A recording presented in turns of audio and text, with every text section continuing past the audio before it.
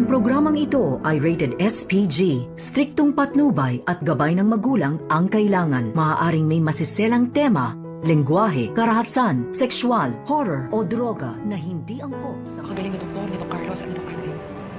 Sigurado ako, gagawin nila lahat para matulungan ang lolo mo.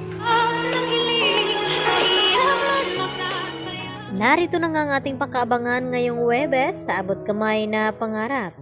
Nagkakagulo nga itong ospital ng East Ridge dahil sa nangyari nga dito kay Don Pepe.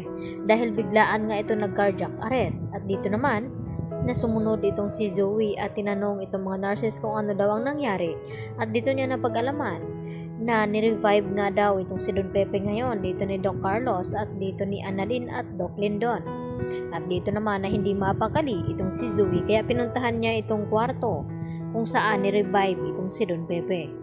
At dahil dito naabutan ni Zoe na umiiyak na nga itong si Annalyn habang tinitingnan ang ginagawang pag-revive dito ni Doc Carlos at ni Doc Lindon dito nga kay Don Pepe. Kaya agad naman na umalis itong si Zoe dahil hindi niya kayang tingnan itong kanyang lolo Pepe. At diretso na pumunta ito sa chapel ng ospital at dito naman na naabutan ni Dr. Enriquez itong si Zoe at nagtanong ito na kung ano daw ang ginagawa ni Zoe dito sa chapel. At sabi naman ni Zoe dito kay Dr. Enriquez na nagpe-pray nga daw siya na sana maligtas daw itong kanyang lolo dahil nag-cardiac arrest nga daw ito.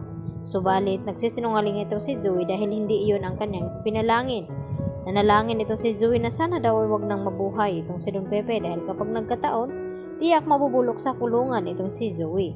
At dito naman ang sinabi ni Dr. Enriquez na wag daw mag-alala itong si Zoe dahil sa napakagaling daw na doktor itong si Doc Carlos at itong si Annalyn ay hindi daw nila pababayaan itong si Don Pepe na masawi. Samantala, dumating din itong si Doc RJ dito nga sa East Ridge at dito naabutan itong si Annalyn na umiiyak. At dito naman nanalangin itong si Annalyn na sana wag matuloy na mawala itong kanyang lolo dahil nang makausap niya nga ito ay naramdaman ni Annalyn na pinisil nga ni Don Pepe itong kanyang kamay. At dito naman na iniwan ni Annalyn itong si Carlos na mag-isa sa kwarto ni Don Pepe. At hindi pa natin alam kung ano ba talaga ang ginawa ni Carlos nang biglaan na magkaroon ng nag-cardiac arrest itong si Don Pepe.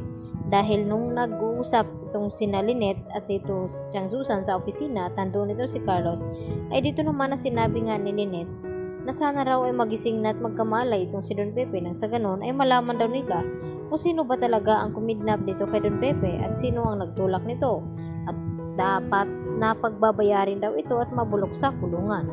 Kaya agad nga umaksyon itong si Carlos upang hindi matuloy na magising itong si Don Pepe. Kaya may ginawa itong paraan upang magkaroon ng mag-cardiac arrest ito. Samantala, nakuha na nga ng fingerprint itong si Moira ng mga pulis at dito na pag-alaman ni Giselle na nagtugma ito at dito din na kinuunan itong fingerprint dito ni Zoe at nagulat pa itong si Zoe at Moira at dito nga na sinabi ni Moira na dapat nagpo-focus daw at nasa tabi itong si Giselle dito kay Don Pepe ngayon. Baka wala na nga ito ngayon at nagulat itong si Giselle nang biglang tawagan siya dito ni Lynette at umiiyak at nagtanong kung ano daw ang nangyari dito sa kanya baba. Ang kasabay nito ay nalaman din dito ni Giselle na may kinalaman talaga itong si Moira at Zoe sa nangyaring kidnapping dito kay Don Pepe dahil lumabas nga dito sa fingerprint na tugma itong fingerprint dito ni Zoe sa medical supplies na nakuha ng mga pulis. Kaya yan naman natin pagkatutukan dahil gagawin lahat dito ni Annalyn upang hindi mawala ng tuluyan itong kanyang lolo Pepe.